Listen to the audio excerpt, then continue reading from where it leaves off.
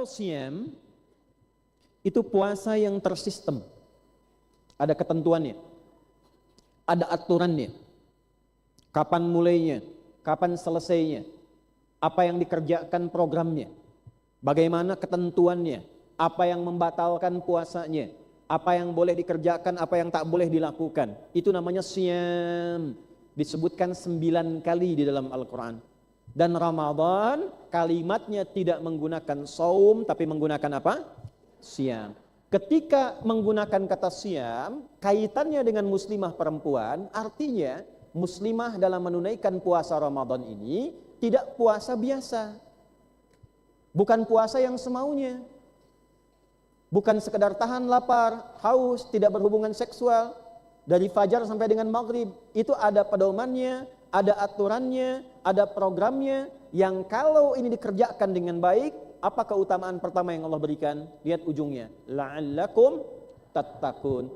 Kalau programnya diikuti dengan benar, kurikulumnya dilakukan dengan baik, maka yang pertama Allah berikan kepada hamba yang benar puasanya, baik laki-laki ataupun perempuan. Dalam konteks pengajian ini kita mengeluarkan kurikulum untuk perempuan. Apa yang Allah berikan? Yang pertama adalah penguatan takwa, supaya takwa kalian lebih kuat.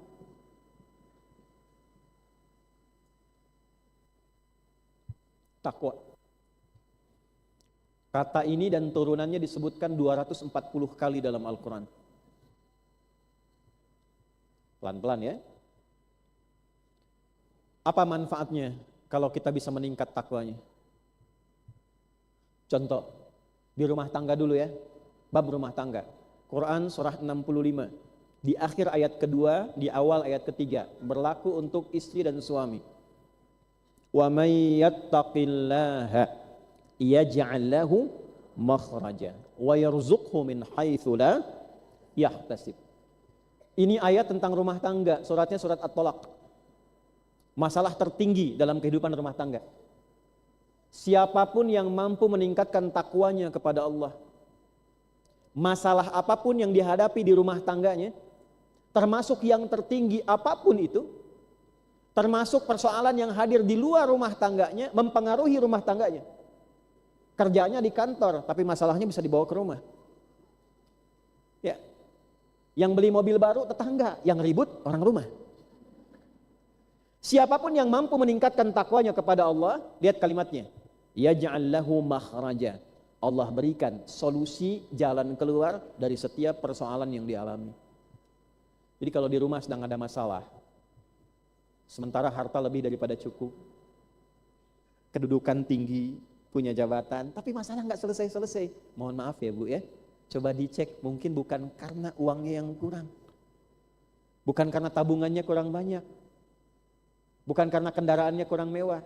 Mohon maaf, mungkin takwanya yang kurang, egonya masih tinggi, sujudnya yang kurang. Itu poin pertamanya.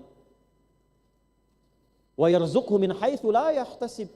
Dan Allah kirimkan beragam bentuk rizki. Perhatikan cara menerjemahkannya. Beragam bentuk rizki.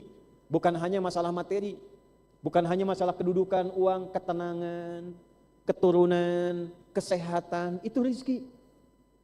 Ibu pilih ya, kaya tapi sakit atau miskin tapi sehat. Nggak ada pilihan ketiga. Awas. Kaya tapi sehat. Ya, rizki itu jangan dipisah-pisahkan. Jangan dipisah-pisahkan. Sakinah itu rizki, mawadah itu rizki, rahmah itu, tahu nggak bedanya? Ya kalau ibu nggak tahu, bagaimana bisa mendapatkannya? Sakinah itu ketenangan yang diperoleh setelah ada masalah. Mawadah itu cinta yang ditunjukkan dalam bentuk pemberian materi. Ibu di khitbah, kemudian akad, kan ada mahar kan? Nah, mahar itu bukti mawaddah, kasih sayang yang ditunjukkan dalam bentuk pemberian materi. Itu jangan dicukupkan saat akad, ibu boleh teruskan setelah berumah tangga. Misal suami masuk hari lahirnya, ibu berikan makanan kesukaannya, itu mawaddah, cinta tumbuh kembali. Istri cemberut, suami datang, ya kan? Bawa emas 2 kilo misalnya kan, nah itu masalah langsung selesai. Mantap.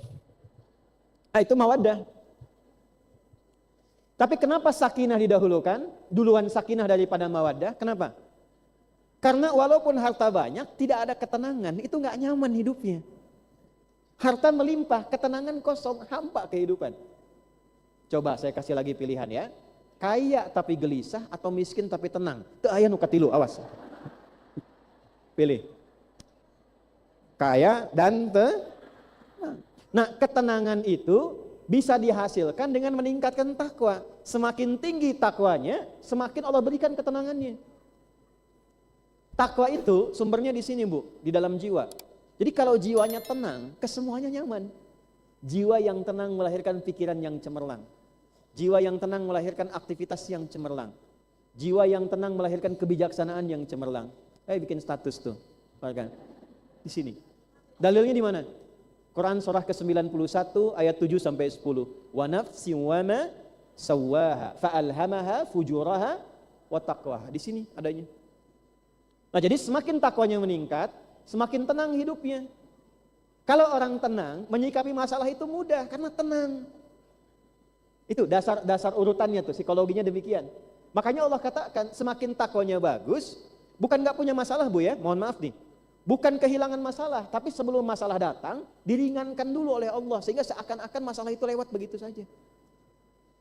Ustadz juga sama. Tidak ada ustadz yang tidak punya masalah. Kadang masalah jamaah dikasih juga ke ustadz. Nah, ini poin pertama. Nah, nanti apa amalan takwa itu yang membuat kita itu bisa semakin mudah, tenang, rizki gampang. Menuntut ilmu itu kuncinya takwa, Bu. Bukan sekedar ini. IQ, takwa. Takwa itu, dicatat kata-kata ini ya. Kalau takwa bisa ditingkatkan, itu juga akan mendorong kepada kecerdasan intelektual. Dan bisa naik minimal 3 kali lipat. Kami di sekolah itu, mendidik anak-anak dari usia 3 tahun. Selesai TK 5 juz Qurannya, selesai SD 30 juz. Itu begitu anak dididik masuk pesantren di awal, itu berubah semua. Kepada ilmu apapun mudah dilakukan. Cepat. Tapi kalau takwanya benar, ilmu juga cepat, Bu. Itu ada di Quran surah kedua, di akhir ayat 282. Wattaqullah wa yu'allimukumullah. Tingkatkan takwamu kepada Allah, maka Allah akan tambahkan pengetahuan kepadamu. Takwa bersanding lurus dengan solusi. Takwa bersanding lurus dengan rizki. Takwa bersanding lurus dengan pengetahuan. Sukses, bahagia. Yang punya harta benda siapa? Allah. Yang punya ilmu siapa? Yang punya akses siapa? Ibu dekat dengan seorang pemimpin, bukankah mudah aksesnya? Ibu dekat dengan orang yang punya masjid ini, telepon langsung dapat jadwal. Kan? Ibu dekat dengan Allah, apa yang sulit bagi Allah? Quran surah kedua di akhir ayat 189. Wattaqullaha la'allakum tuflihun. Kamu ingin bahagia, kamu ingin sukses, maka tingkatkan takwamu kepada Allah. Ini rumusnya. Sukses dan bahagia, success and happiness.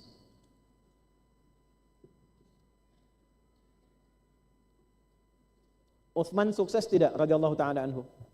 Sukses. Abdurrahman bin Auf? Sukses. Umar bin Khattab? Nah, pertanyaannya begini, kapan mereka bisa sukses? Ibu boleh lihat sejarah para sahabat ini sebelum masuk Islam dengan setelah masuk Islam. Bandingkan kesuksesannya. Bandingkan kebahagiaannya. Dan apa yang mereka kerjakan untuk bisa meraih ini. Utsman itu, Bu, Abdurrahman bin Auf, orang paling sukses dalam dunia bisnis yang tidak pernah kehilangan tahajud setiap malam. Ibu nanti cari buku namanya At-Tibyan fi Adab Hamalatil Quran karya Imam Nawawi. Itu disampaikan kebiasaan Utsman bin Affan, Abdurrahman bin Auf, malamnya tahajud, siangnya baca Quran. Utsman itu meninggalnya sedang puasa, sunnah. Malamnya telah tahajud, kemudian sedang baca Quran, meninggalnya dalam keadaan demikian. Ini poinnya. Nah, sekarang apa amalan-amalan takwa itu supaya kita mendapatkan ketenangan, pengetahuan, kebaikan? Amalannya banyak, Bu. Salat itu bagian dari takwa. Al-Baqarah ayat 2 sampai 3. Dzalikal kitabu la raiba fi. Siapa mutakin di situ amalannya? Ayat 3-nya, alladzina yu'minuna bil ghaibi wa yuqimunas. Makanya ibu kalau ada masalah di rumah, bukan bikin status salat. Itu yang bikin tenang. Di atas hamparan sajadah, bukan Instagram. Itu semua nabi begitu. Nabi Yakub punya masalah, anak-anaknya 12. Nabi Yusuf sering dijaili oleh anak-anaknya. Masalah anak curhatnya kemana? Di surat berapa? 12. Ayat berapa? 86 sampai 88. Apa kalimat Qur'annya? Apa yang Nabi Yakub katakan? Innama ashku bathi wa huzni ilallah. Aku tuh kalau sedang ada masalah di rumah, yang membuat ini sakit, atau saking sedihnya, sudah gak bisa berekspresi, tinggal air mata keluar. Kadang punya masalah bu, udah gak bisa teriak, saking nahan ya, tapi air mata keluar.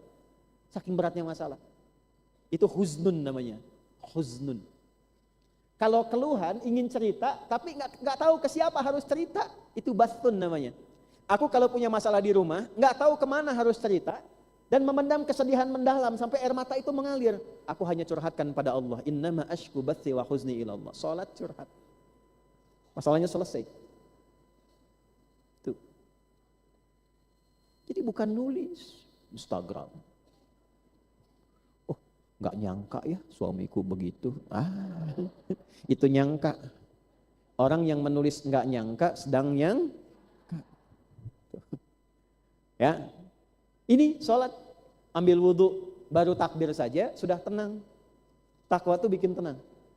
Walaupun solusi belum datang, tapi jiwanya tenang. Dengan tenang itu lebih teduh melihat persoalan. Ya, doa itu bagian dari takwa. Doa bagian dari takwa. Wadhkur rabbaka fi nafsika tadarruan wa khifatan wa dunal jahri minal qaul. Quran surah 7 ayat 205. Kalau sedang punya masalah, doa. Doanya bukan di Facebook. Aminkan ya. Masuk ke kamar, doa, minta dirian. Itu bagian dari takwa. Imam Al-Bukhari, ibu kenal? Ayo bilang kenal, saya udahan nih. Itu matanya buta bu, sejak kecil, buta permanen. Gak bisa lihat. Ibunya berdoa, minta sama Allah. Ya, kalau dalam bahasa kita tuh kalau dalam bahasa kita itu setelah sholat berdoa saking lirihnya. Kalau dalam bahasa kita, ya Allah, Engkau yang titipkan dia padaku dalam rahimku dan aku yang melahirkan dengan izinmu, kan?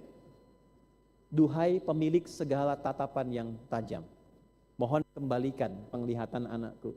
Saking lirihnya berdoa, tertidur dan dalam tidurnya bermimpi bertemu dengan Nabi Ibrahim. Nabi Ibrahim, anakmu akan kembali melihat lagi.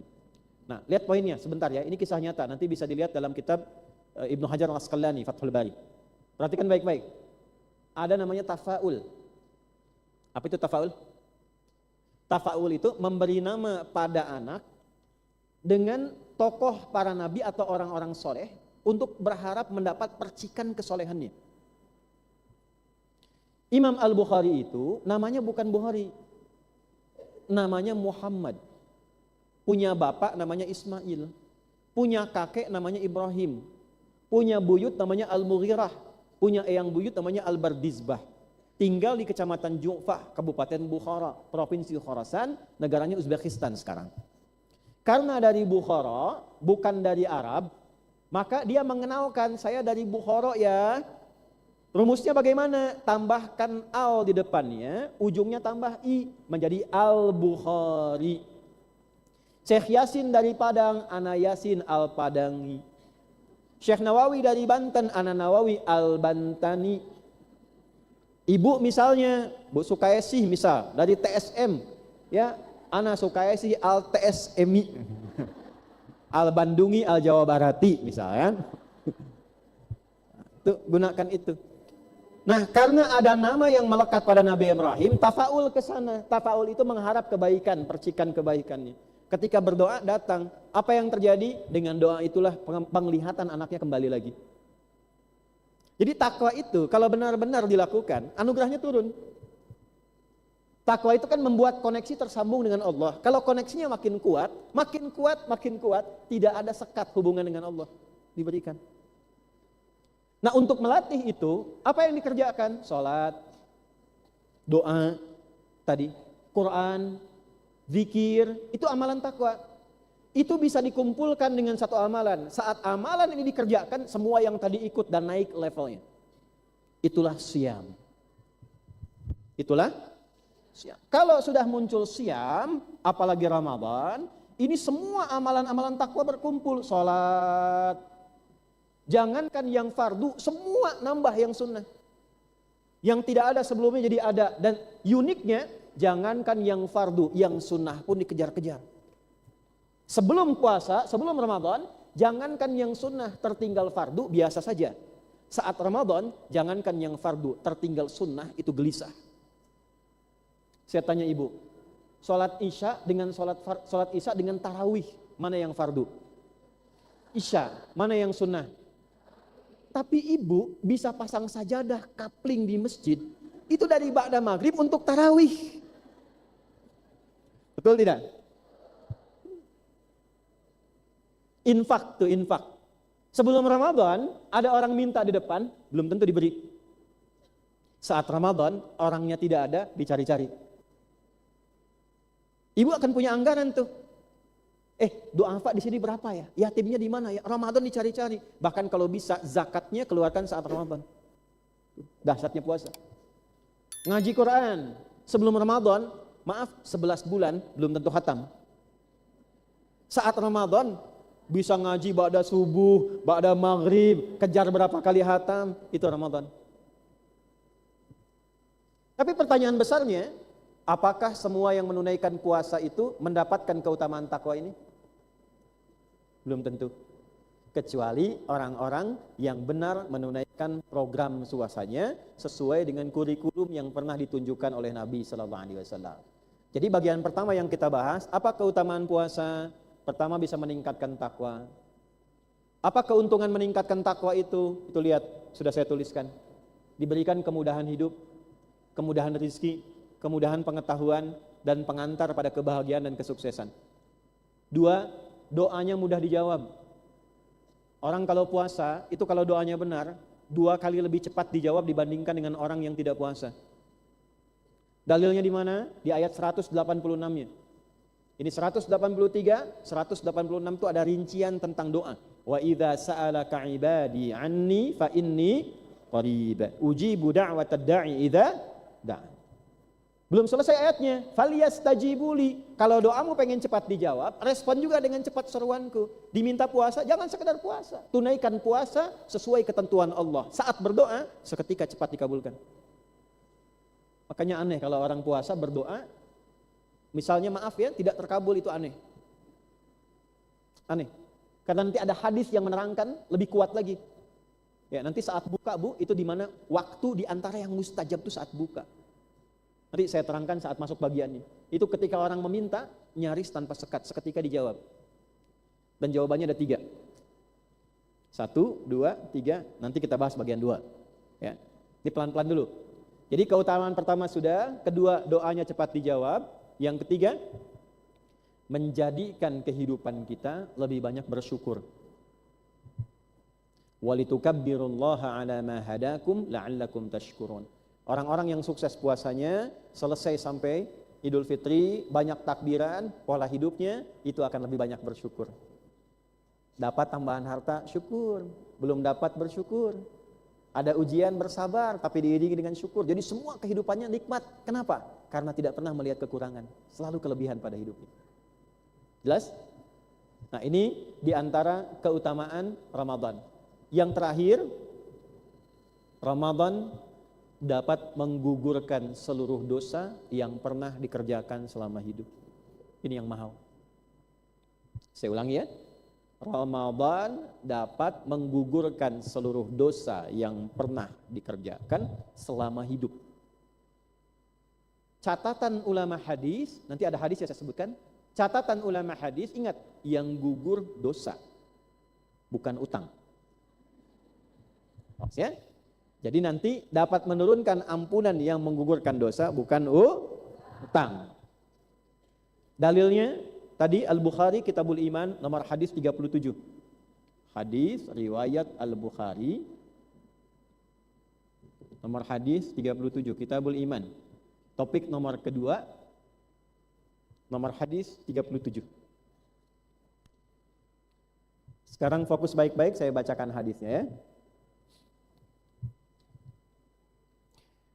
Man qama Ramadhana imanan wahtisaba ghufira lahu ma taqaddama min dhanbi.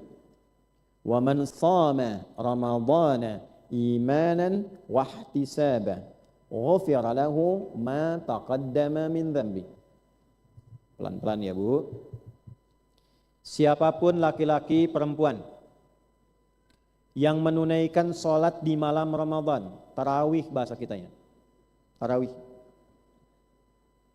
ditunaikan karena imannya, tarawihnya pakai iman, bukan karena di masjid itu imamnya bagus atau bacaannya pendek, cepat, tapi dia kerjakan karena Allah, wahtisaban, dan dia tahu keutamaan tarawih itu. Menggugurkan dosa, menjawab doa-doa, dia ingin dekat dengan Allah, ingin koreksi diri. Seketika saat dia mulai bertakbir dengan keikhlasan itu, ghufira lahu ma taqaddama min dzambi. Semua dosa-dosa yang pernah dikerjakan selama hidupnya digugurkan oleh Allah. Baru tarawih Bu. Contoh ya, ini contoh nih, simulasi. Misal besok puasa. Kan malamnya tarawih dulu kan? Saat malam tarawih, baru ikut tarawih, belum puasa besoknya. Ramadan itu kan satu paket, ada siang ada malam. Malamnya tarawih, baru takbir. Dengan niat iman dan ihtisab tadi. Karena Allah, karena ingin dapat keutamaan Ramadan. Begitu Allahu Akbar, nih. Baru Allahu Akbar kabira, baru Allahumma ba'id. Atau langsung Fatihah, tiba-tiba meninggal misalnya. Itu meninggal dalam keadaan bersih, gugur semua dosa yang pernah dikerjakan seumur hidup. Hadisnya ini.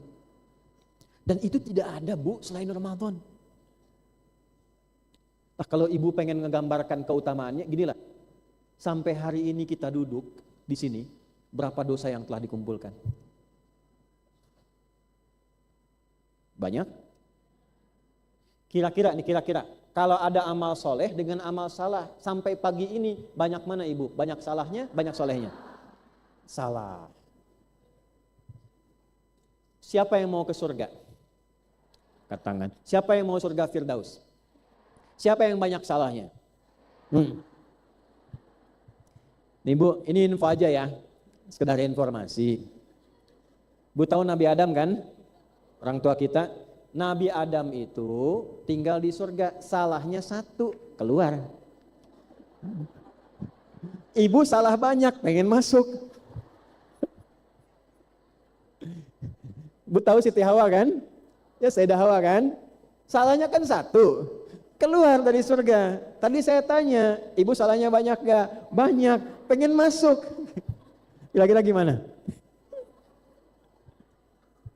Cuma kita itu bersyukur punya Tuhan namanya Allah, punya sifat Rahman dan itu yang gak dipunyai oleh siapapun karena hanya milik prerogatif Tuhan yang hak. Kita bersyukur punya Tuhan Allah itu.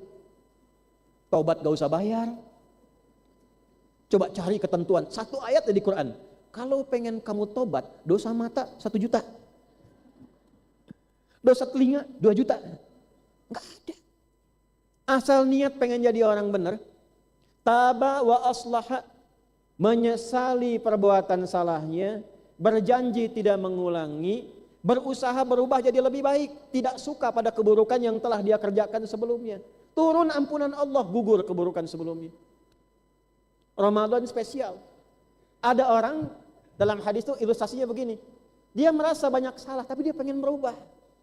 Saking pengen berubahnya, dia menjemput anugerah Allah. Ini Ramadan bulan perubahan. Malam-malam dia sudah siap-siap. Kenakan pakaian terbaiknya. Dia tunaikan sholat dengan baik. Dia kejar keutamaannya. Begitu takbir, Allahu Akbar, baru dekap, baru iftitah. Tiba-tiba ajal menjemputnya datang. Misal ajal, belum puasa besoknya, baru dapat Ramadan malamnya, baru takbir, itu seketika diberikan ampunan Allah. Mau begitu ibu? Nanti malam pertama puasa ya, kan sekarang belum masuk. Itu pun kalau tiba ajalnya, kalau belum kan masih berjuang. Ya, tapi saya tuh suka ini bu, suka belajar merenung. Karena kalau sudah masuk Rajab, Sya'ban, itu seringkali ada orang-orang baik, soleh, solihah, pulang. Sesuai ajal ya bu ya, sesuai ajal. Tapi kalau saya suka merenung begini, barangkali orang ini sudah dinilai baik oleh Allah, amalnya banyak, sehingga tidak perlu Ramadan lagi. Amalnya sudah cukup untuk membuat dia tinggi di hadapan Allah, pulang sesuai ajal.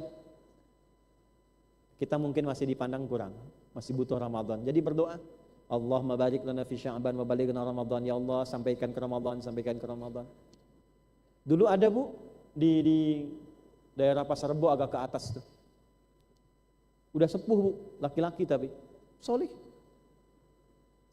Jagain musola, rajin puasa. Hari Kamis saya masih ingat betul itu. Karena saya bertemu orangnya pernah. Ibu kebayang nggak Bu? Ada orang Qatar datang ke situ mengatakan saya pengen renov musola ini, tapi yang rawat harus bapak. Dari Qatar Bu. Kalau dari Kiara Condong datang, itu kita pahami lah. Ini dari Qatar, kenal juga tidak. Siapa yang menggerakkan sampai ke situ? Saya pengen renov musola ini, tapi yang harus rawat bapak. Sepakat. Direnov, kemudian setelah itu jadi, intinya dirawat. Bapak itu yang ngepel, hamparin sejadahnya, karpetnya, yang buka beliau, yang azan beliau, jaga-jaga betul, ngimamin. Itu hari Kamis Bu, sebelum Ramadan tiba sedang puasa. Ba'da asar, nunggu buka. Sandaran di karpet, tiduran merem-melek. Hari Kamis, hari baik, sedang puasa, di tempat terbaik, setelah menunaikan sholat, dalam rangka menunggu buka. Cuman tiduran, merem-melek, tiba-tiba ya ayat Tuhan nafsul mutmainnah. Pulang. Meninggal dalam keadaan di musola yang dirawatnya, di hari yang baik, sedang puasa. Dan meninggalnya hanya tiduran saja, merem-melek. Di belakang hati-hati yang merem-melek tuh. Karena temannya Kamis ini Senin. Saya amati itu sudah ada yang merem-melek. Dah, balik sini. Jelas insya Allah bagian pertama, kita punya Tuhan yang Rahman dan Rahim. Jadi jangan semua diukur dengan uang, dengan harta, tidak. Ada tempatnya, mau zakat silahkan. Taubat tidak. Maka dari itu ini keutamaan Ramadan, gak dapat lagi Bu. Dan kalau sudah diterima taubatnya, berubah perilakunya. Ya. Bukan tampilan mengada-ngada, betul-betul berubah. Jadi orang lebih lembut, menyenangkan, ya, tenang. Kemana saja orang tuh kangen gitu. Kangen iman, ada iman dalam dirinya. Ya, coba ibu deh jadi istri yang dikangeni sama suami, yang dirindukan oleh anak-anak. Caranya gampang, dekati Allah. Dah kalau sudah dekati Allah, selesai. Puncak semua ibadah mendekat kepada Allah adanya pada saat apa? Ramadan. Tapi itu hanya bisa diraih kalau dikerjakan puasanya dengan benar. Sekarang sesi keduanya, bagaimana mengikuti kurikulum Ramadan dari Al-Quran dan hadis itu, terkhusus bagi perempuan. Ini yang coba kita keluarkan beberapa amalan-amalannya. Yuk masuk bagian kedua. Kenapa saya bahas yang pertama ini? Supaya ada motivasi dulu Bu. Ibu tuliskan di catatan ibu. Ingin disayang Allah, puasa yang benar. Ingin masalah hilang di rumah, puasa yang benar.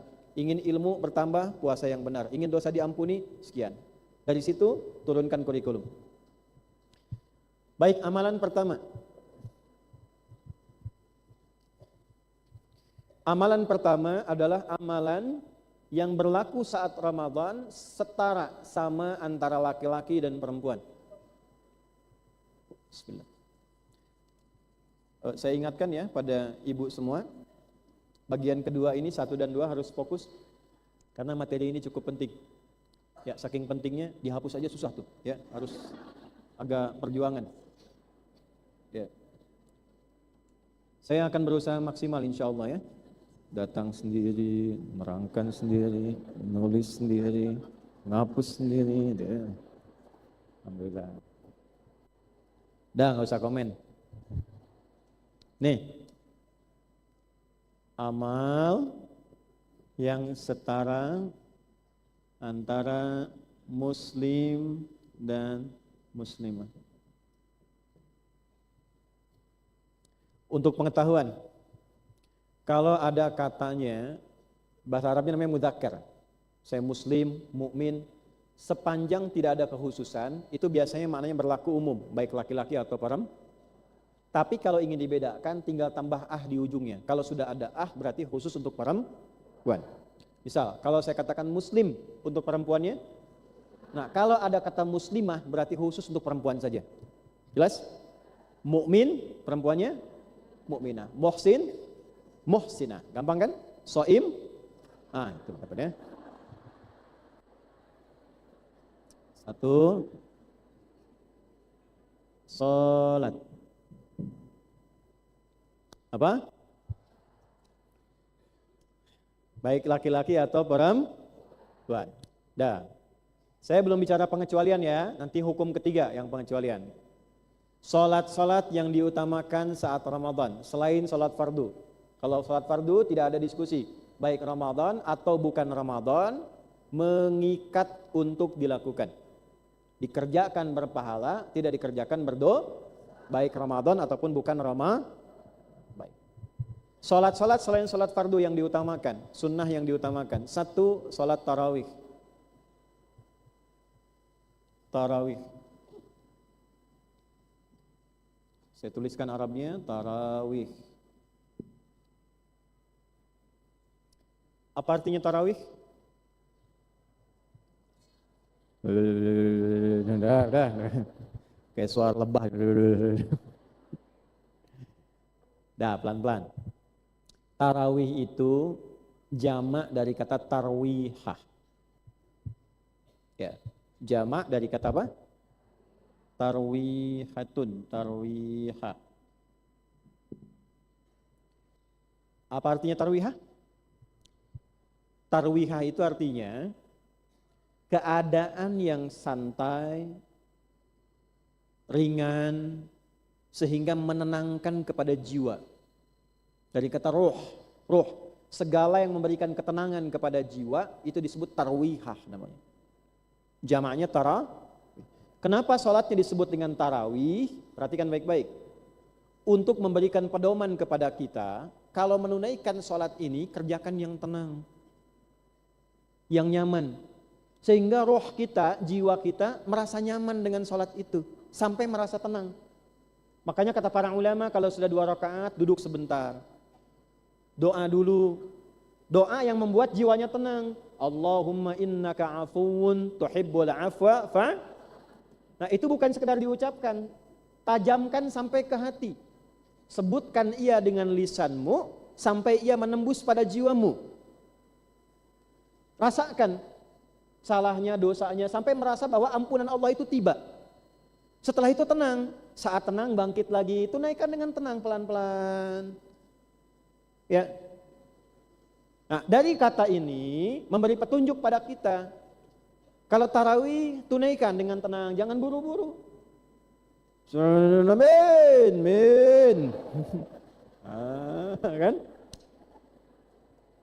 Apakah tuntunan yang cepat dalam tarawih ada? Ada. Tapi cepatnya itu tidak menghilangkan ketenangan hati. Apalagi kuat-kuatan. Dulu kan ada tuh kalau tarawih beberapa daerah tuh, gitu kan. Saya masa kecil masih mengalami itu tuh. Dulu di daerah. Untuk belajar. Kerjakan yang tenang. Boleh nggak cepat? Boleh. Ada ketentuannya? Ada. Misal di bacaan, bacaannya standar hadar. Hadar itu menjadikan harakat-harakat yang umum. Biasanya yang mad jaiz munfasil itu ke dalam 2 harakat saja. 1 detik. Ya misal. Kan ada pilihan misalnya mad arid disukun itu bisa 2, bisa 4, bisa 6. Bismillahirrahmanirrahim. Perhatikan sini ya. Perhatikan ya. Saya tes ini karena penting mau saya tulis. Ibu, Bu di belakang, kelihatan Bu saya tulis ini? Enggak ya? Karena belum saya tulis. Nah. Kang saya tulis dulu nih. Kelihatan? Ya. Apa ini?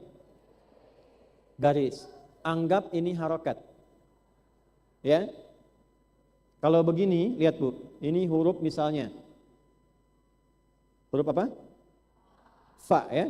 Fa. Pelan-pelan. Saya kasih harokat di atas. Fa. Harokatnya berapa? 1 kan? 1 ya. Lihat baik-baik, pelan-pelan. Saya tambahkan 1 harokat lagi. Jadi berapa? 2. Fa tambah fa. Jadi karena ada 2 agak panjang sedikit fa. Jelas? Biasanya begini, biasanya untuk memudahkan, karena ini 1 tambah 1, 1 harakat, untuk memudahkan ganti begini. Gini. Atau kasih alif begini. Fa.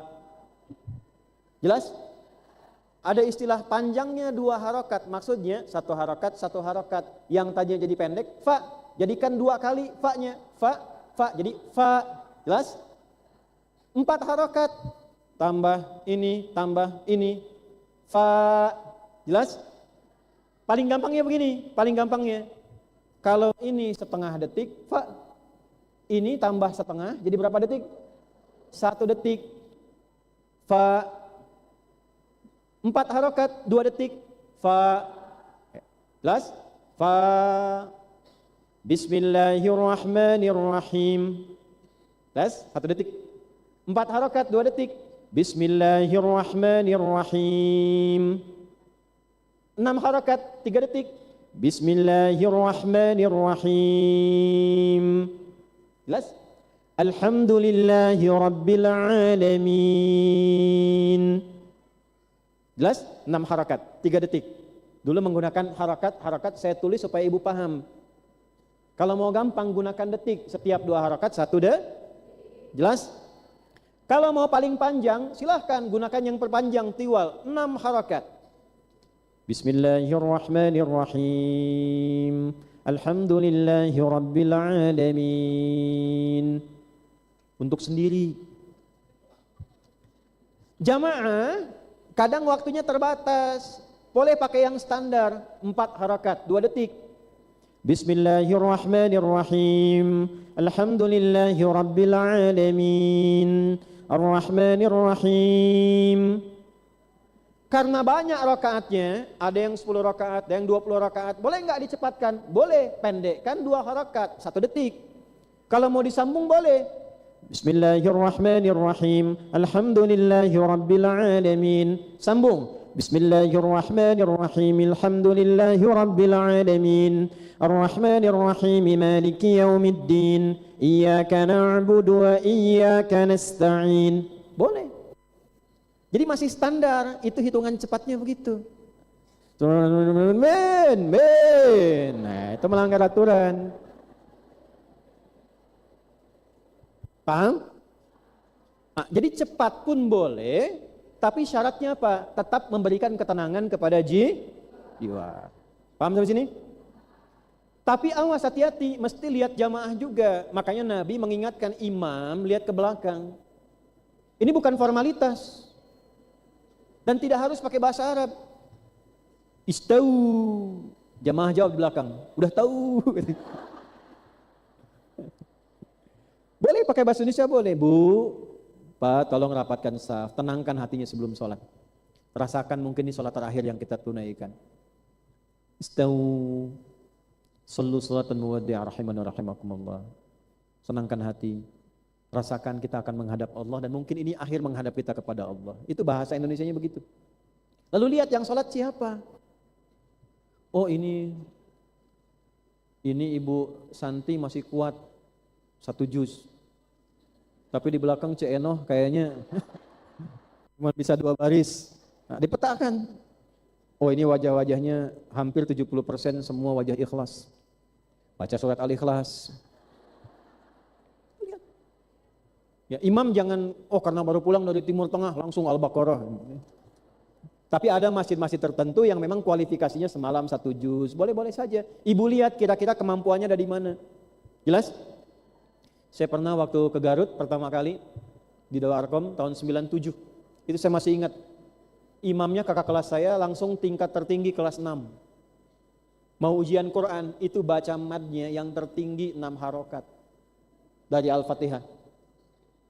Jadi begitu. Ghairil maghdubi alaihim waladdallin. Amin semua. Yasin. Aduh, saya bilang celaka saya. Malam pertama di pesantren dapat Yasin kan. Tapi saya yakin Allah Maha Rahman Rahim kan. Itu begitu Yasin, Allahu Akbar ini. Nah, ada aliran begitu juga ada ya. Ada aneh-aneh kadang-kadang. Sudah. Jadi yang pertama, upayakan sepanjang suci keadaannya baik, tidak meninggalkan tarawih. Walaupun hukumnya sunnah, tapi sangat ditekankan karena itu paket puasa. Dalilnya mana? Tsumma atimmus siyama ilal lail. Sempurnakan puasa itu dengan menunaikan ibadah sampai malamnya. Ada yang mengartikan di situ tarawih, ada yang mengartikan muqaddimatul lail, selesai puasanya sampai maghrib. Jelas? Puasa selesai maghrib, persiapan ba'da isya malamnya apa? Berapa rakaat, Bu? Berapa lagi? Yang 11 berapa? Yang 23 berapa? Boleh kurang enggak? Tahu dari mana? Dalilnya dulu, catat dalilnya. Hadis riwayat Muslim. Kita pakai dalil, agama enggak bisa tebak-tebakan. Nomor hadisnya berapa? 749. Rawinya siapa? Abdullah bin Umar bin Khattab radhiyallahu taala anhuma. Dari Nabi sallallahu alaihi wasallam. Bunyinya bagaimana hadisnya? Qala sallallahu alaihi wasallam, salatul laili, salat malam itu. Yang dimaksud salat malam di sini bisa juga diterapkan dalam kesempatan karena dikerjakannya jadi lail itu malam. Waktunya tolong lihat dari ba'da isya sampai menjelang subuh terbentang. Upayakan tarik batas 20 menit sebelum subuh. Karena 20 menit sebelum subuh itu namanya berubah dari lail menjadi sahar. Dari lail menjadi apa? Sahar. Sahar, aktivitas yang dilakukan di waktu sahar namanya sahur. Jelas? Jadi dari ba'da isya, sekarang misalnya isya 19.27 misal, di Bekasi ya. Di Bandung mungkin agak lebih maju sedikit. Misal 19.25 selesai isya jam 8 malam, sampai jam 4:04 itu masih lail. Setelah itu sahar. Ya, lail artinya malam. Terbentang waktunya silahkan. Artinya apa? Ibu mau ngerjakan ba'da isya langsung? Boleh. Mau tengah malam? Boleh. Mau ikut berjamaah? Boleh. Mau sendirian? Boleh. Yang penting upayakan tidak tertinggal menunaikan tarawih sepanjang keadaan suci. Jadi lail malam, jamaknya layali. Nanti di kesempatan lain kita temukan kata layali ya, untuk informasi ini. Lail, layali, lili, lela, leli itu artinya malam. Ibu leli, ibu malam-malam. Salatul laili, salat malam itu, tarawih itu kalau dalam konteks Ramadan, mathna. Kerjakan dulu 2 rakaat. Selesai 2 rakaat, ingin tambah, kerjakan lagi 2 rakaat. Wa idza khasyya ahadakumul fajra falyutir rak'atan wahidah. Kalau engkau khawatir menduga fajar akan segera tiba, sedangkan engkau belum sahur, belum siap-siap untuk puasanya, maka segera tutup salatmu itu dengan menunaikan salat witir 1 rakaat. Pertanyaan saya, Nabi membatasi tidak tarawihnya berapa rakaat? Tidak. Silahkan. 2 rakaat, 2 rakaat, 2 rakaat. Tiba-tiba, aduh akan segera fajar nih. Segera tutup witir 1 rakaat. Makanya ada salatnya yang sampai 30 rakaat, 36 rakaat, 20 rakaat, ada yang 10 rakaat dan sebagainya, tutup witir 1. Tapi semua sepakat, berapapun jumlah rakaatnya, nikmati salatnya, perbanyak bacaan Al-Qur'annya. Karena setiap huruf yang dibacakan saat Ramadan itu berkali-kali lipat dibanding hari biasa. Minimal 10 kali lipat lagi. Ini saya baca misalnya Bu ya. Nun. Berapa huruf? Sekarang saya baca 10. Ramadan baca Nun. Itu bisa dikali 10 lagi. 10 kali 10? 100 kali lipat. Berapa dosanya? Makanya Ramadan itu paling gampang. Ibu baca Quran berkali-kali lipat. Dosa 9, baca ayat 1, nutup tuh. Ya Allah, dihitung-hitung sampai sore ini dosa saya 9 di mata saya nih.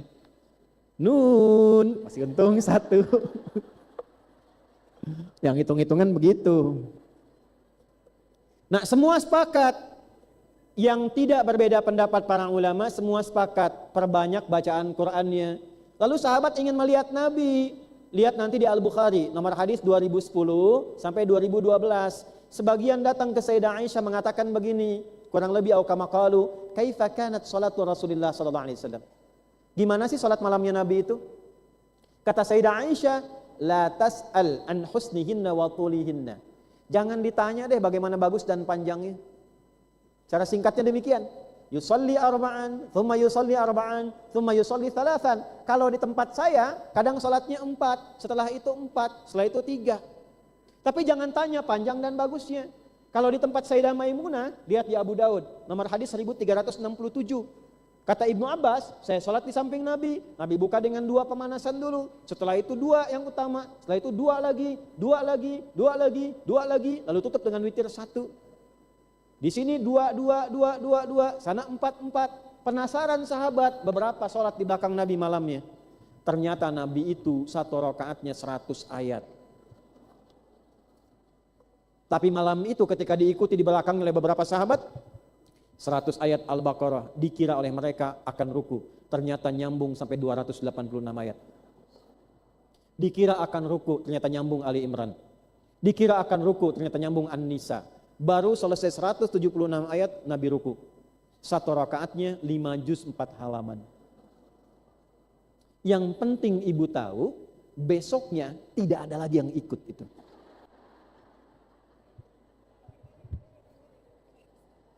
Tapi ulama sepakat, silakan bacakan yang ringan, tapi berusaha perbanyak ayatnya. Faqra'u ma tayassara minal Quran. Kalau Nabi paling ringan 100 ayat, kita mungkin paling ringan bisa Wadduha, bisa Al-Insyirah. Makanya oleh para ulama dibedah, kalaupun tidak ada standar berapa banyak, mesti ada patokan yang paling ringan berapa. Sebab kalau enggak, nanti versinya masing-masing. Ada yang 2 udah-udahan. Rakaat pertama karena orangnya kul a'udzu birabbil falaq, kul a'udzu birabbin nas, witir kul huwallah. Kok singkat amat bu? Dah Rasul oke gitu, mung 2 rakaat, yang penting dikerjakan. Kesininya nggak ada.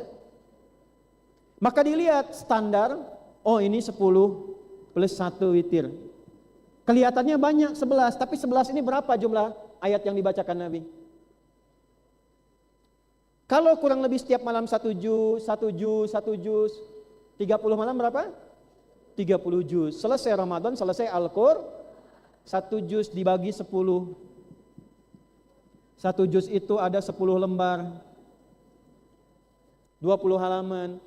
Berarti setiap rakaatnya 1 lembar, plus 1 lembar, plus 1 lembar, baru witir terakhir ditutup dengan misalnya Al-Ikhlas. Berarti semalam 1 juz. Ternyata metode ini kadang-kadang begitu mau masuk pada rakaat yang kedua, kaki udah naik dikit begini. Amin dah berubah, amin. Udah mulai dah, tuh kan? Kuliah ahlal kitab macet, kuliah belakang kuliah al-kafirun. Pengalaman ya. Akhirnya apa? Ulama melihat kalau ada pengen ringan, udah bagi 2 aja. Yang tadinya ini 1 lembar, bagi 2 lagi, ini 1 halaman, 1 halaman, setengah lembar, setengah lembar. Ini 1 bagi 2, ini 1 bagi 2, sampai 10 kali dikalikan 2. 10 kali 2 berapa? 20. Witirnya pun ini dipecah lagi, jadi 3, supaya dibagi lagi suratnya, ayatnya jadi lebih pendek. Ini asalnya muncul 23. Jadi spiritnya apa? Semangatnya menambah rakaat itu bukan untuk mengurangi jumlah ayatnya. Tetap dijaga ayatnya sempurna, tapi lebih ringan berdirinya. Asalnya begitu. Anda kebayang nggak? Yang 11 rakaat hampir 1 jam. Ada yang 23, 7 menit. Atau dibalik, udah ngejar 11 misalnya, 15 menit ditunaikan. Makanya beda ke hatinya. Lain. Jelas? Jadi jangan terjebak pada persoalan 11, 20 ini sekian, tidak. Yang paling penting kualitas tarawihnya menenangkan kepada jiwa. Sekarang sambungkan dengan hukum yang ketiga. Apa perbedaan laki-laki dan perempuan? Hukum pertama khusus untuk perempuan. Jika ada ketentuan yang mengikat perempuan berada di rumah, maka rumah lebih utama dibandingkan dengan masjid. Catat. Awas, ilmu harus tahu, sebab kalau nggak ada ilmu nanti perbandingannya salah. Misal, ada kewajiban merawat anak, anak masih kecil-kecil, kalau disertakan ke masjid berpotensi mengganggu kehusyuan, baik untuk pribadi atau orang lain. Jangan paksakan ke masjid. Saf di rumah lebih utama dan nilainya sama dengan laki-laki yang ke masjid. Saya ulang ya, perempuan yang memiliki kewajiban di rumah, menunaikan tarawih di rumah dengan niat menaati Allah dan Rasulnya, itu sama nilainya dengan laki-laki yang ke masjid. Ada perempuan Ansor di hadis Muslim, datang ke Nabi begini, ya Rasulullah, enak jadi laki-laki. Kamu kenapa? Kata Nabi itu. Mau haji kapan aja boleh. Mau safar, maksud kapan aja itu berangkat tanpa mahram. Bukan hajinya di luar Dzulhijjah, bukan. Ya. Mau safar, bebas. Mau ke masjid, nyaman. Lihat, kata Nabi, sampaikan pada teman-temanmu itu. Si perempuan ini bingung. Kok Nabi tahu? Rupanya ibu ini rapat dulu dengan teman-temannya. Ngobrol. Udah, kamu perwakilannya ke Nabi, kita tunggu sini gitu ya. Nah, tanyakan ini. Sampaikan pada teman-temanmu apa yang dikerjakan para pria di luar rumahnya. Sepanjang istri mengerjakan di dalam rumahnya, kama qala sallallahu alaihi wasallam, dan niatnya ikhlas karena Allah, maka pahala yang dikerjakan pria di luar rumahnya sama dengan perempuan yang dikerjakan di dalam rumahnya. Jadi kalau ada laki-laki ke masjid, ibu di rumah, dalam keadaan tidak ada fasilitas di masjid untuk ibu, atau ada kewajiban bagi perempuan di dalam rumah, itu nilai sholatnya sama dengan yang ke masjid. Ibu tidak harus paksakan. Jelas? Sedang memberi ASI bagi anak, jangan dipaksakan. Dah di rumah. Ada sesuatu yang mendesak, tugasnya perempuan di dalam rumah, kerjakan. Tidak harus maksa ke mas. Dua, jika memang masjidnya memberikan 3 syarat untuk perempuan. 1, ada area khusus di masjid yang tidak bercampur ikhtilat dengan laki-laki. Misal begini, perempuan di atas pas sholat, laki-laki di bawah. Atau ada hijab, seperti Masjid Nabawi, Masjidil Haram ada hijab kan ya? Nah, hijab. Kalau bisa hijab bukan sutrah ya, bukan satir. Tahu bedanya nggak? Satir dengan hijab. Kalau satir itu pembatas yang masih nampak. Misal pakai gorden tapi masih kelihatan bayangan dan sebagainya, remang-remang. Kalau hijab itu full nutup, nggak kelihatan yang di belakangnya. Supaya nggak bercampur. Jelas? Paham ya? 1 itu. Yang kedua, aman dari fitnah, baik di perjalanan sampai di area masjidnya. Jangan sampai ibu paksakan berangkat melewati tempat-tempat yang tidak memberikan rasa aman bagi pribadi sebagai perempuan, apalagi tidak ada mahram yang mendampingi misalnya. Dalam kondisi, maaf ya, bukan masjid umum yang dipahami semua bebas, semua nyaman, semua tenang di situ. Tapi tempat-tempat tertentu yang barangkali di jalannya ada sesuatu yang kita duga tidak biasa. 3, bisa diatasinya kewajiban yang berlaku di dalam rumah. 3 tadi ya, tidak ada kewajiban mengikat di rumah, aman dari fitnah dan gangguan di perjalanan, dan yang ketiga adanya ruang dan fasilitas yang dikhususkan bagi perempuan. Di luar itu 3 ini tidak ada, salah satunya muncul dari 3 ini, maka berlaku di rumah.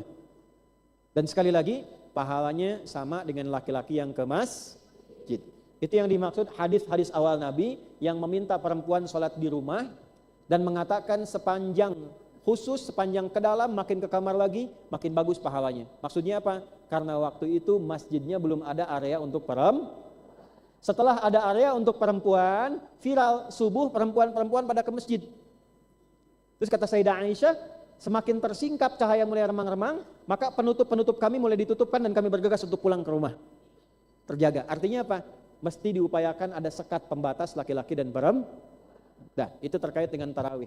Jadi kalau di rumah silahkan, ke masjid silahkan, yang penting kerjakan dengan tenang, dengan nyaman, dan hukumnya setara dengan keadaan yang sedang dirasakan. Ini sholat.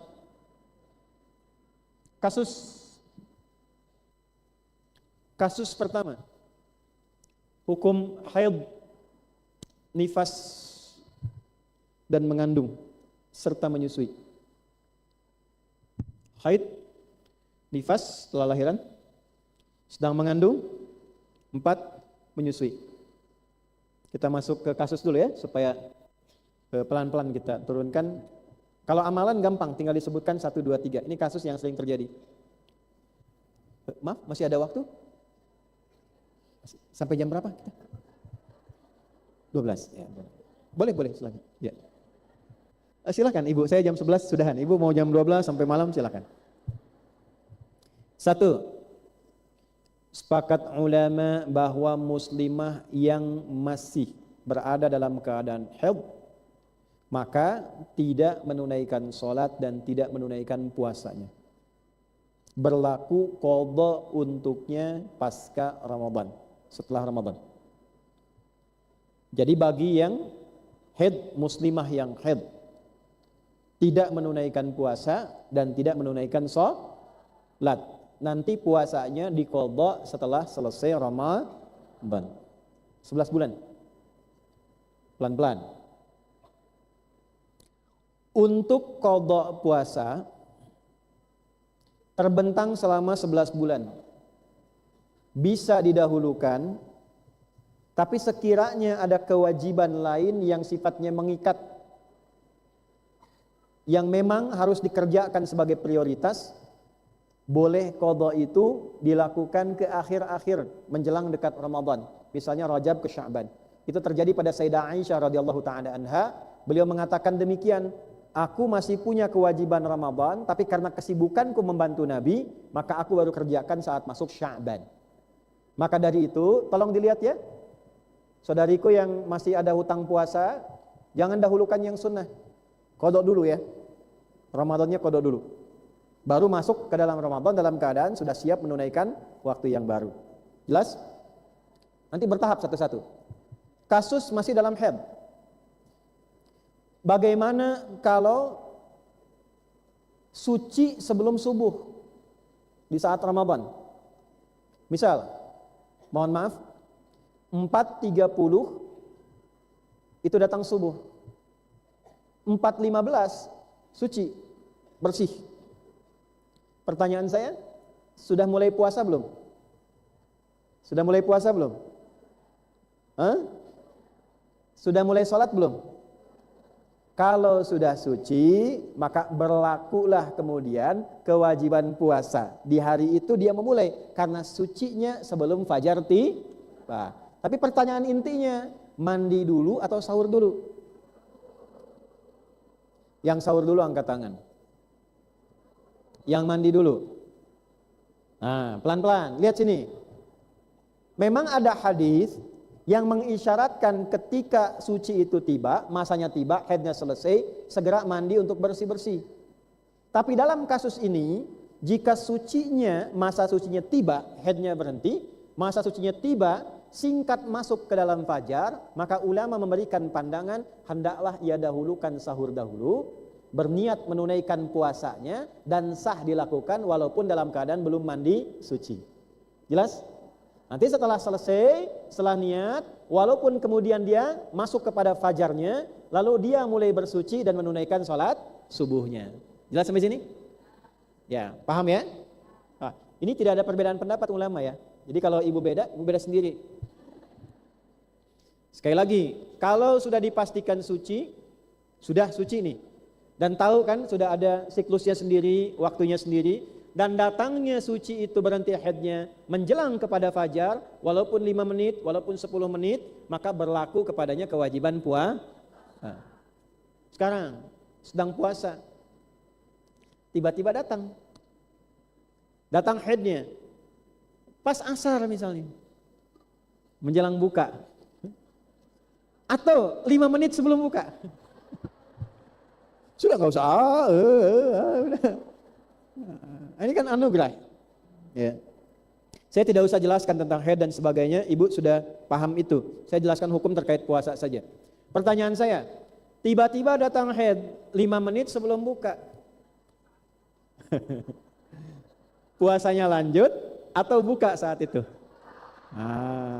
Ibu udah paham ya? Pertanyaannya, dikodok nggak yang hari itu? Pintar.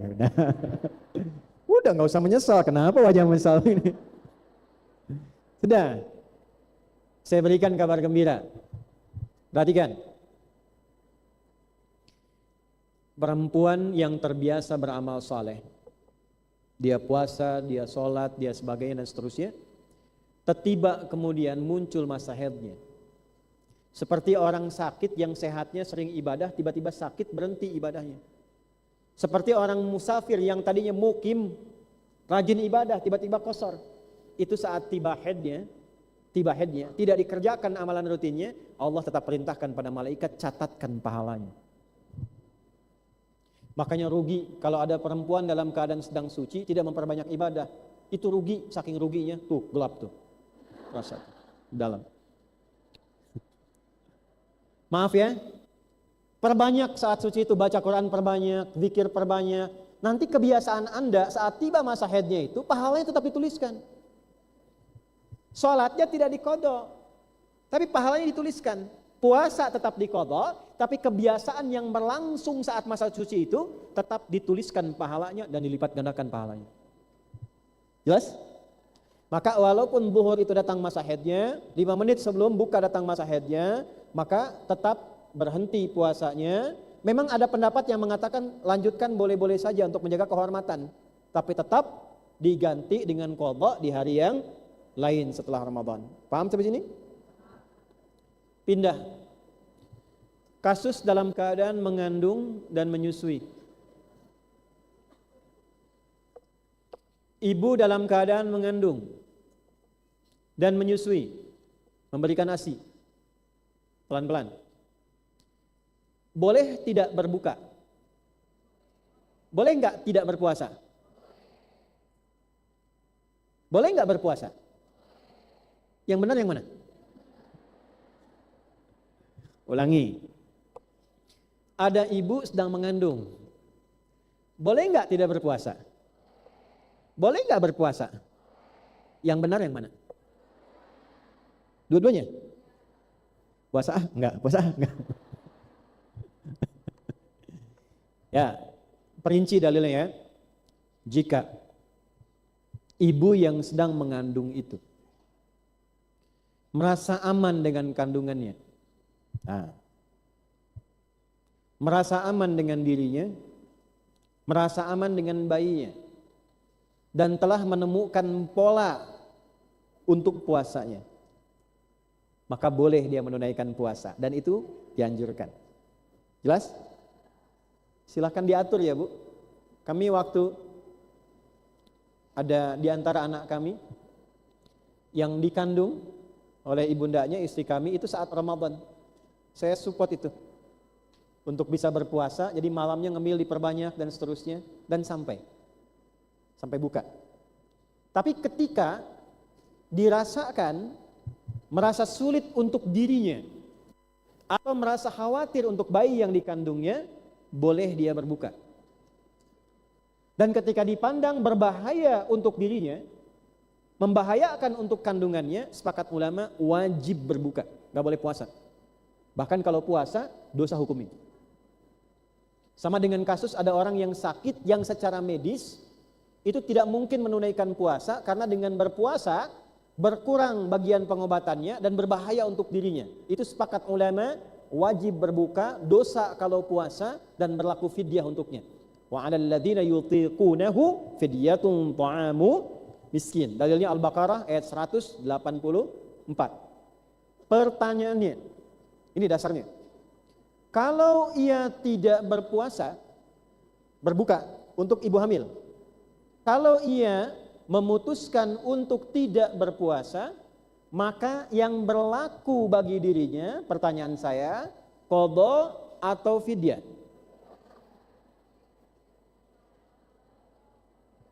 Yang qadha angkat tangan. Yang fidyah angkat tangan. Yang wallahu a'lam angkat tangan. Oke. Lihat detailnya. Nih, ini pentingnya ngaji bersanad. Nggak bisa kita pahami sendiri simpulkan hukum. Ini penting.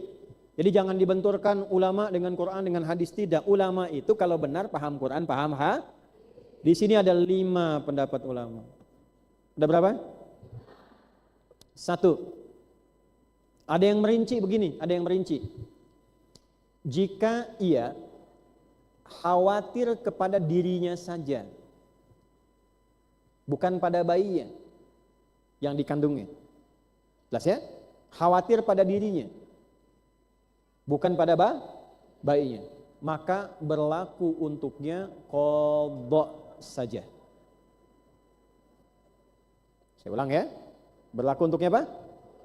Qadha saja. Dalilnya wa antasumu khairul lakum. Puasa lebih bagus ditunaikan. Maksudnya apa? Nanti setelah lahiran ada waktu yang cukup panjang, cukup dia qadha. Ini satu pendapat pertama. Yang kedua, setelah lahiran itu kan ada masa memberikan ASI. Kadang-kadang berat lagi karena harus menyusui, ketemu Ramadan lagi. Jelas ya? Baik, maka pendapat kedua mengatakan cukup fidyah saja. Was. Satu, qadha saja. Yang kedua, fidyah saja.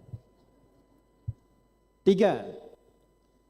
Saya sampaikan di 3 aja. Yang paling utama ini. Yang 2-nya pendapat yang terlemah. Jadi lemah itu nggak perlu saya sampaikan. Yang lemah ini ada yang mengatakan nggak perlu qadha, nggak perlu fidyah. Ya, jadi itu tidak perlu ditampilkan. Yang ketiga, ini menarik nih. Kalau khawatirnya kepada bayinya, bukan pada dirinya. Biasanya di kasus menyusui, memberikan ASI.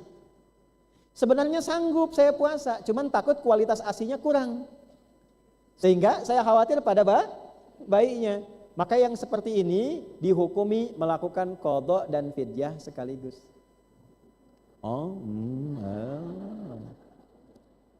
Jelas? Qadhanya untuk dirinya. Sebetulnya mampu. Fidyahnya untuk toleransi memberikan ASI kepada anaknya. Jelas? Halo, paham? Nah, sampai sini dulu. Tapi di sini ulama memberikan kelonggaran. Dari 3 pendapat ini kan kehati-hatian. Dari pendalilan, pemahaman terhadap dalil. Pada prakteknya diberikan kemudahan yang memberikan kenyamanan kepada ibu yang mengalaminya tanpa meringan-ringankan. Misal, aduh bagi saya kalau qadha sama fidyah agak berat. Qadha saya bisa lakukan karena fidyah saya tidak punya terlalu banyak pembekalan. Qadha pilih. Jelas? Saya qadha rasanya agak berat nih. Karena setelah selesai menyusui pengalaman kemarin agak berat juga. Ditambah lagi repot lagi. Ketemu Ramadan lagi. Pengalaman 2 kali kemarin setelah Ramadan mengandung lagi gitu ya. Ada lagi yang demikian. Nah, apa yang terjadi? Fidyah. Jelas? Agama gampang tidak? Apa dalilnya? Yuridullahu bikumul yusra wala yuridu bikumul usra. Paham? Tapi tidak boleh diringan-ringankan. Mampu untuk qadha, pilih fidyah saja misalnya. Walaupun dalam syariatnya ada, tapi kata Al-Quran, wa antasumu khairul lakum in kuntum ta'lamun. Berusaha menunaikan puasa itu lebih bagus kalau ada kemampuan di dalamnya, jika kita menyadari keistimewaan itu. Ibu bisa paham? 1, qadha saja tanpa fidyah. 2, fidyah saja tanpa. 3, qadha dan baik, dengan detil kasus yang tadi telah saya sampaikan. Jadi Islam itu sedetil itu, Bu.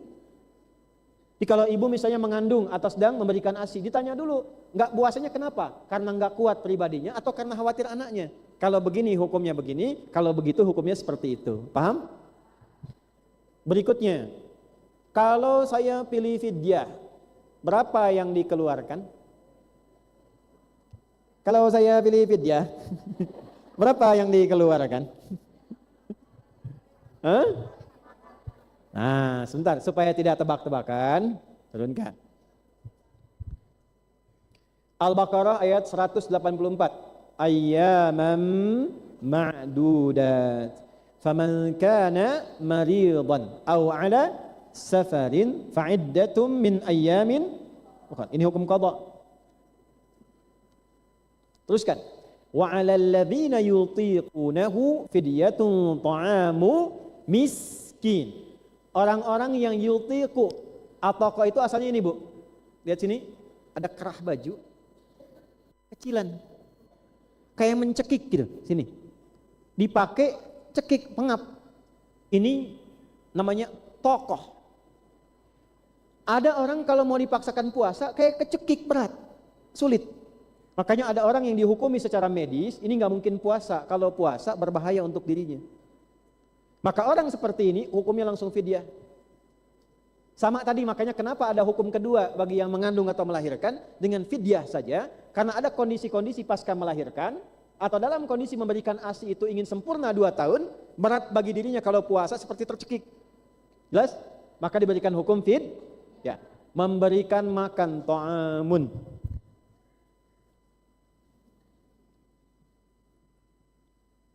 Dua pengertian. Satu, ta'am itu bisa berarti makan jadi, terhidang. Mau nasi kotak, nasi bungkus, nasi apa, pokoknya terhidang jadi. Dua, ada yang dipahami ta'amun itu juga bisa bahan makanan untuk bisa yang disantap. Jadi kalaupun mau ngasih bahan, ada berasnya, ada ikannya, ada minyaknya dan sebagainya. Atau makanan jadi. Walaupun yang pertama itu banyak diperkuat. Tapi kadang-kadang kalau repot boleh diberikan bahannya. Karena kalau di luar kan di Timur Tengah pakai kurma nggak dimasak lagi. Selesai kan? Baik. Balik ke sini. Coba baca. Kita bacanya dari riwayat Hafiz an Asim. Wa 'alal ladzina yutiqunahu fidyatun ta'amu miskin. Di riwayat lain itu bisa dibaca ta'amu masakin. Masakin jamak dari miskin. Miskin satu orang, masakin banyak. Satu banyak. Pelan-pelan. Pemaknaan pertama, sehari tidak puasa, keluarkan fidyahnya di hari itu. Pelan-pelan. Kalau punya kemampuan lebih, jangan batasi satu orang, boleh silahkan sesuai kemampuan kita. Ada yang mengukur begini, ukuran makanannya bagaimana Ustadz? Kata para ulama, ukuran standar yang kita makan. Sehari makan berapa kali? 3 kali. Dalam 3 kali itu standarnya berapa? Misal, saya dalam sehari 50.000, standarnya begini. Maka dalam sehari itu keluarkan yang standar makan kita. Jelas? Kalau punya kelebihan seperti Anas bin Malik radhiyallahu taala anhu, setelah sepuh, beliau memberikan makanan pada 80 orang setiap kali buka. Karena punya kemampuan lebih. Jadi jangan batasi, misalnya satu makanan pun keluarkan menunya standar kita makan yang wajar. Ada saya menurut dokter walaupun saya termasuk orang yang dikatakan punya, tapi makan saya terbatas Ustaz. Cuman pakai tumis kangkung sama tempe. Karena banyak pantangan. Nah, bukan itu yang dilihatnya. Sewajarnya di keluarga secara umum, menu yang dikeluarkan apa? Itu yang dikeluar. Jelas sampai sini? Baik. Kalau punya kemampuan lebih boleh 2 orang? Boleh untuk 3 orang? Boleh. Boleh untuk sekampung? Kalau punya nah, baik. Hukum ketiga, fidyah. Apakah per hari atau dipaketkan, dirapel langsung untuk 30 hari? Bisa. Ini anggaran fidyah saya 3 juta untuk 30 hari. Atau yang kedua, ini setiap hari tak puasa, kasihkan. Setiap hari tak puasa, kasihkan. Pilih mana? Yang satu atau yang kedua? Baik. Yang paling bagus dilakukan, upayakan setiap hari yang tidak puasa, hari itulah dikeluarkan. Supaya terasa ibadah fidyahnya. Beda dengan ibu begini, kasih untuk 30 hari, itu nggak ada rasa lagi hari berikutnya.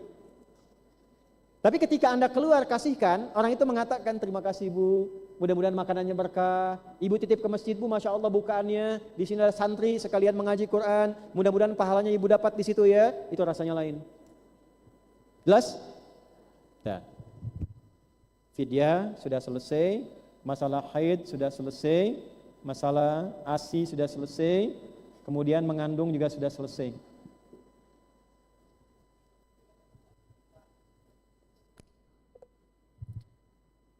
Terakhir, hukum nifas sama ya, masih keluar darah nifasnya, masih berlaku tidak berpuasa dan nanti kemudian dilakukan qadha setelahnya atau tadi konsep fidyah dan turunan-turunannya. 3, amalan apa saja yang masih boleh dikerjakan untuk perempuan yang tidak berpuasa karena alasan-alasan tadi. Apa yang boleh, apa yang tidak boleh.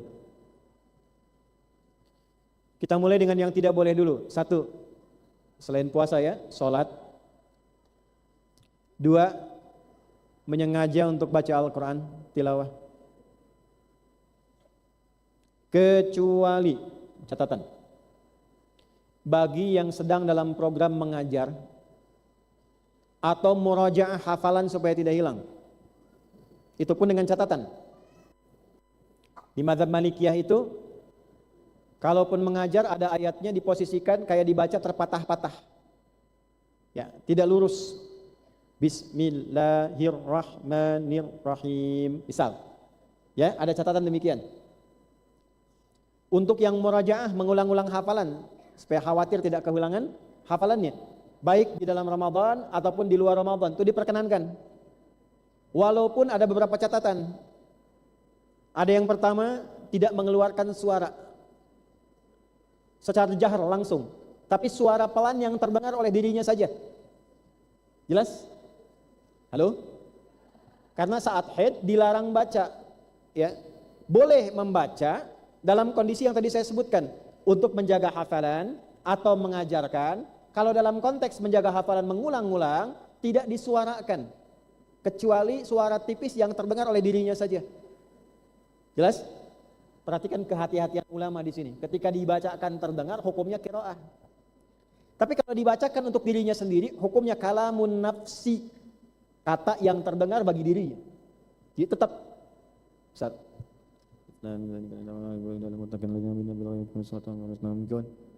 Ya, kan nggak pakai mic nggak kedengeran sama ibu ya. Kalau nggak pakai mic nggak kedengeran kan? Itu boleh. Jelas?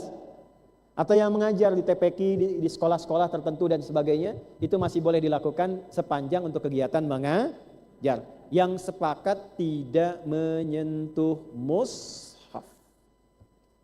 Kalaupun dalam keadaan terpaksa menggunakan wasilah, misal sarung tangan tertentu. Jelas? Atau misalnya mau ngambil pakai tisu dan sebagainya. Dalilnya yang di Waqiah itu, la yamassuhu illal mutahharun. Tidaklah menyentuh Al-Quran yang suci itu kecuali yang disucikan. Bukan apa-apa, penghormatan terhadap Qurannya dan juga lambang ketaatan dari kita yang bersentuhan dengannya. Jadi sholat, baca Al-Quran untuk sementara libur, kecuali dalam kondisi yang ingin mengulang murajaah atau ada kewajiban untuk mengajar. Bagaimana pahalanya? Yang tadi saya sampaikan, seorang yang berusaha berniat perempuan tiba masa liburnya, maka tetap pahala yang dituliskan sepanjang kebiasaannya. Yang boleh dikerjakan, dilakukan, 1, zikir tanpa batas. Zikir, subhanallah, alhamdulillah, Allahu akbar, istighfar. Nah sekarang saya ijazahkan zikir-zikir yang dilakukan di waktu Ramadan. Saya ijazahkan ya. 1, zikir di pertengahan malam, waktu-waktu orang tarawih. Ini doanya. Ini boleh dibaca baik yang suci ataupun yang sedang haid. Laki-laki juga boleh baca. Kalau laki-laki ucapkan jeda di antara dua salam. Begitu selesai salam, istirahat dulu, bacakan doa ini. Ini sanadnya langsung dari Nabi SAW yang mengajarkan pada Sayyidah Aisyah. Ditemukan di Sunan Abu Daud. Allahumma innaka afuwun tuhibbul afwa fa'fu anni. Ada riwayat lagi, Allahumma innaka afuwun karim tuhibbul afwa fa'fu anni. Ibu boleh bacakan itu walaupun sedang haid atau sedang dalam keadaan tidak suci, nifas. Malam Ramadan bacakan, malam. Dan bacakan dengan baik, dengan tenang. Ya Allah, aku mengakui aku ini banyak salah, banyak dosa. Tapi aku meyakini Engkau itu maha sayang padaku. Maka aku mohon dengan kasih-Mu dan sayang-Mu padaku itu, ampuni dan gugurkan seluruh dosa-dosaku. Ya Allah, aku mengakui aku ini banyak dosa. Ibu bayangkan dosa apa saja selama hidup. Tapi aku meyakini Engkau itu maha sayang padaku. Aku mohon dengan kasih dan sayang-Mu padaku, ampuni dan gugurkan seluruh dosa-dosaku. Tuh bahasa Indonesia seperti itu. Bahasa Arabnya, Allahumma innaka afuwun tuhibbul afwa fa'fu anni. Jelas? Kalau untuk sekeluarga, ibu bayangkan anak, bayangkan suami dan sebagainya, ganti pakai na. Allahumma innaka afuwun karim tuhibbul afwa fa'fu anna. Ujungnya na. Jelas? Itu untuk zikir malam yang langsung sanadnya tersambung pada Nabi sallallahu alaihi wasallam, diajarkan pada Sayyidah Aisyah radhiyallahu taala anha. Zikir di waktu sahar. Ibunya libur karena haid, karena nifas tertentu, tapi kadang kan nyiapkan untuk sahur kan? Amalan apa yang dikerjakan dalam sahur itu? Anggota keluarga lain makan, ibu sudah cicip-cicip, ikut makan juga kadang-kadang. Ada amalannya tercantum di Al-Quran surah 51 ayat 18. Wabil ashari, dan di waktu-waktu sahar saat sahur itu hum yastaghfirun. Mereka orang-orang takwa banyak meningkatkan istighfar kepada Allah. Ibu banyakin istighfar. Istighfarnya bagaimana? Nah, ini sanad yang mau saya kasih. Kalau mau singkat, astaghfirullah, astaghfirullah, astaghfirullah. Tapi maaf, lisan mengucapkan sambil dorong terus ke hati sampai sadar punya banyak dosa. Tambah lagi, kalau mau agak bagus, tambah sedikit lagi. Astaghfirullahalazim alladzi la ilaha illa huwal hayyul qayyum wa atubu ilaihi. Astaghfirullahalazim alladzi la ilaha illa huwal hayyul qayyum wa atubu ilaihi. Itu terus. Maaf kalau pernah melakukan dosa besar. Maaf sekali. Yang laki-laki misalnya ada yang pernah melakukan kesalahan di masa lalu, pernah menghilangkan nyawa orang lain misalnya. Allah menerima taubatnya kalau mau taubat. Apa zikirnya? Nah, ini saya ijazahkan. Rabbi inni zalamtu nafsi faghfirli. Rabbi inni zalamtu nafsi faghfirli. Itu bahasa Qur'annya faghfaralah, Allah langsung turunkan ampunan padanya. Itu pada kisah Nabi Musa yang saat menampar seseorang, orangnya meninggal. Maka Nabi Musa mengatakan Rabbi inni zalamtu nafsi, maka Allah jawab faghfaralah, Allah mengampuni dosanya. Pernah salah meninggalkan keluarga, kurang perhatian pada keluarga, diuji sehingga diuji, salah pada ibu, ibu salah pada anak, salah pada suami, sehingga ada ujian yang dialami gak selesai-selesai, sakit gak tuntas, dagang gak pernah laku, pekerjaan gak dapat-dapat. Kalau masalah-masalah begitu paling gampang cek hubungan sama orang tua, hubungan sama keluarga, cek dulu itu sebelum yang lain-lain. Zikirnya apa? Allahumma la ilaha illa anta subhanaka inni kuntu minadh dhalimin. Allahumma la ilaha illa anta subhanaka inni kuntu minadh dhalimin. Itu jawaban Allah langsung. Itu ditemukan di Quran surah ke-21 ayat 87 sampai 88. Ayat 87-nya tentang kisah Nabi Yunus di dalamnya, wa dhannuni idh dhahaba mughadiba wa dhanna an lan naqdira alaihi fanada fi dhulumati an la ilaha illa anta subhanaka inni kuntu minadh dhalimin. Ayat 88-nya, fastajabna lahu. Kami langsung jawab doanya. Kami selamatkan dia. Kami selesaikan masalahnya.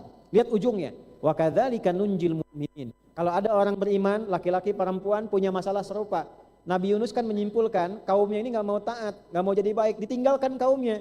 Padahal kaumnya pengen sadar, pengen jadi baik. Begitu Nabi Yunus pergi, kaumnya malah mendekat kepada Allah. Ditegur Nabi Yunus, ditelanlah oleh ikan.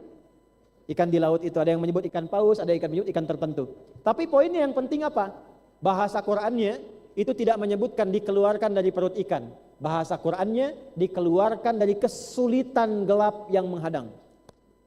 Kadang-kadang ibu gak harus ditelan ikan, ada masalah bikin kita gelap, jalan susah, makan susah. Maka itu zikirnya tadi, lakukan menjelang subuh di waktu sahar. Jelas? Yang bisa melakukan itu sama statusnya dengan 4 amalan. Zikir istighfar di waktu subuh nilainya sama dengan 4 amalan. Itu ada di Quran surah 3 ayat 17. As-sabirina was-sadiqina wal-qanitina wal-munfiqina wal-mustaghfirina bil ashar. Orang-orang yang langsung dipersaksikan Allah. Allah langsung lihat. Allah mengabulkan doanya.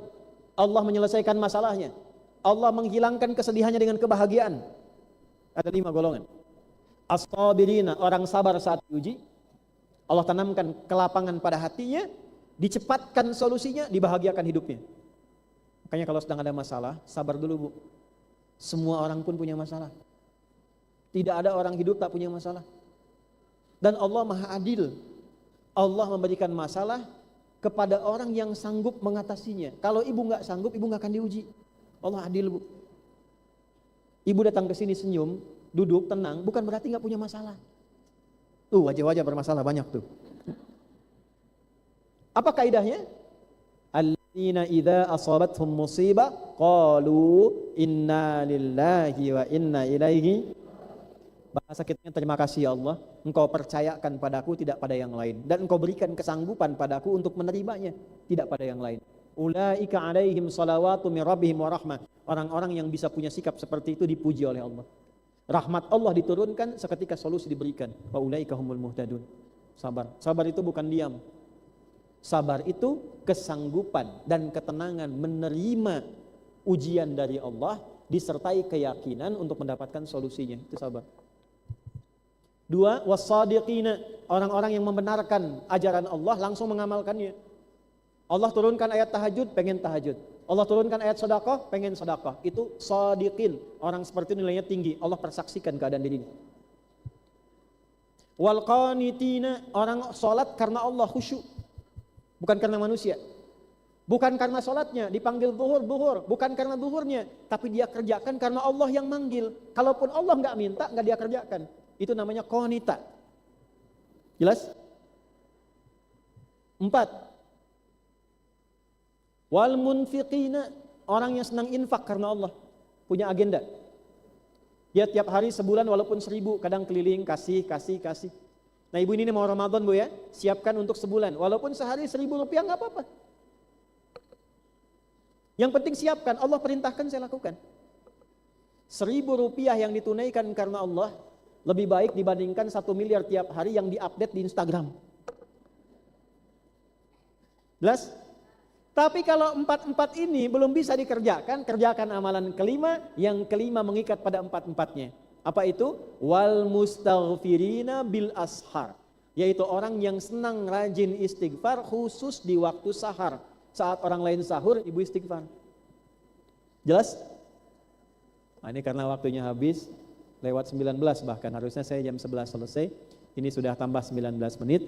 Jadi saya simpulkan kurang lebih itu amalan-amalan untuk perempuan selama Ramadan. Selebihnya sama dengan laki-laki, silahkan. Dari sekarang siapkan mushafnya untuk dibaca. Siapkan waktunya untuk tarawih, untuk sholat.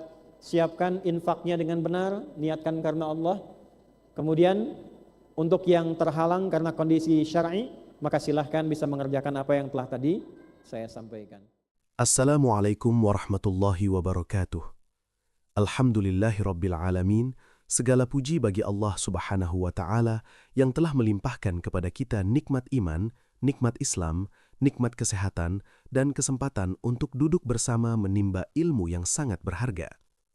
Salawat dan salam semoga senantiasa tercurah kepada Nabi Muhammad sallallahu alaihi wasallam, kepada keluarga beliau, para sahabat dan seluruh umatnya hingga akhir zaman. Jamaah sekalian yang dirahmati Allah, di penghujung kajian ini marilah kita renungkan kembali pelajaran yang sangat dalam yang telah kita simak bersama. Kita diingatkan bahwa puasa Ramadan bukanlah sekedar menahan lapar, haus dan meninggalkan hal-hal yang membatalkan sejak terbit fajar hingga terbenam matahari. Tetapi puasa adalah sebuah program pendidikan jiwa yang dirancang oleh Allah untuk membentuk manusia menjadi pribadi yang bertakwa. Ketika seseorang menjalankan puasa dengan benar, mengikuti aturan dan adabnya, menjaga lisan, menjaga hati, memperbanyak ibadah, maka buah pertama yang Allah berikan adalah meningkatnya ketakwaan. Dan ketakwaan inilah yang menjadi kunci dari segala kebaikan dalam hidup. Dengan takwa, Allah memberikan jalan keluar dari setiap persoalan, memberikan rezeki dari arah yang tidak disangka-sangka, menenangkan hati yang gelisah, serta memudahkan langkah dalam menjalani kehidupan. Kita juga belajar bahwa ketenangan hidup bukan semata-mata ditentukan oleh banyaknya harta atau tingginya kedudukan, tetapi oleh kedekatan kita kepada Allah. Jiwa yang dekat dengan Allah akan melahirkan pikiran yang jernih, sikap yang bijak, dan hati yang lapang dalam menghadapi ujian. Ramadan adalah bulan yang mengumpulkan seluruh amalan takwa. Solat menjadi lebih terjaga, bacaan Al-Quran semakin banyak, sedekah semakin ringan, doa semakin sering dipanjatkan, dan zikir semakin hidup di lisan. Inilah momentum terbaik untuk memperbaiki diri dan memperkuat hubungan dengan Allah. Kita juga diingatkan tentang besarnya keutamaan Ramadan, di antaranya doa yang lebih cepat dikabulkan, hati yang lebih mudah bersyukur, serta ampunan Allah yang dapat menggugurkan dosa-dosa masa lalu bagi siapa saja yang menjalankannya dengan iman dan penuh harap kepada Allah. Betapa besarnya kasih sayang Allah kepada hamba-hambanya yang mau kembali dan memperbaiki diri. Selain itu, kajian ini memberikan pemahaman yang sangat penting tentang bagaimana syariat Islam memberikan kemudahan bagi kaum perempuan. Dalam kondisi haid, nifas, hamil maupun menyusui, Allah tidak membebani di luar kemampuan, dan setiap keadaan tetap bernilai ibadah selama dijalani dengan niat yang benar. Ini menunjukkan betapa sempurnanya ajaran Islam yang memperhatikan setiap kondisi hambanya. Kita juga diajak untuk memperbanyak zikir, doa dan istighfar, khususnya di waktu-waktu utama seperti malam Ramadan dan waktu sahur, karena pada saat-saat itulah rahmat Allah terbuka luas dan ampunannya sangat dekat. Jamaah sekalian yang dirahmati Allah, marilah kita jadikan Ramadan sebagai titik balik kehidupan. Jika selama ini ibadah kita masih kurang, mari kita perbaiki. Jika selama ini hati kita masih lalai, mari kita hidupkan kembali dengan mengingat Allah. Jika selama ini hubungan kita dengan sesama masih belum baik, mari kita perbaiki dengan saling memaafkan dan berbuat kebaikan. Semoga ilmu yang kita dengarkan tidak berhenti sebagai pengetahuan semata, tetapi menjadi amal yang nyata dalam kehidupan sehari-hari, sehingga kita termasuk orang-orang yang benar-benar meraih keberkahan Ramadan. Jika jamaah sekalian merasa kajian ini bermanfaat, jangan lupa untuk menekan tombol like. Bagikan video ini kepada keluarga, sahabat, dan orang-orang tercinta agar semakin banyak yang mendapatkan kebaikan, dan subscribe channel ini supaya tidak ketinggalan kajian-kajian penuh hikmah berikutnya. Kami juga mengajak jamaah sekalian untuk menuliskan doa terbaik di kolom komentar. Mari kita doakan bersama, semoga Allah Subhanahu wa Ta'ala senantiasa menjaga Ustadz Adi Hidayat, memberikan kesehatan, kekuatan, keberkahan umur, serta membalas setiap ilmu dan nasihat beliau dengan pahala yang berlipat ganda. Semoga Allah menjadikan kita semua termasuk hamba-hamba yang dipilih untuk meraih ampunan, rahmat dan kemuliaan di bulan Ramadan, serta dipertemukan dengan malam-malam penuh keberkahan dalam keadaan iman yang kuat dan hati yang bersih. Akhirnya, semoga Allah Subhanahu wa Ta'ala menerima amal ibadah kita, mengampuni dosa-dosa kita, menenangkan hati kita, melapangkan rezeki kita, dan menjadikan kita hamba-hamba yang istiqomah dalam kebaikan. Wassalamualaikum warahmatullahi wabarakatuh.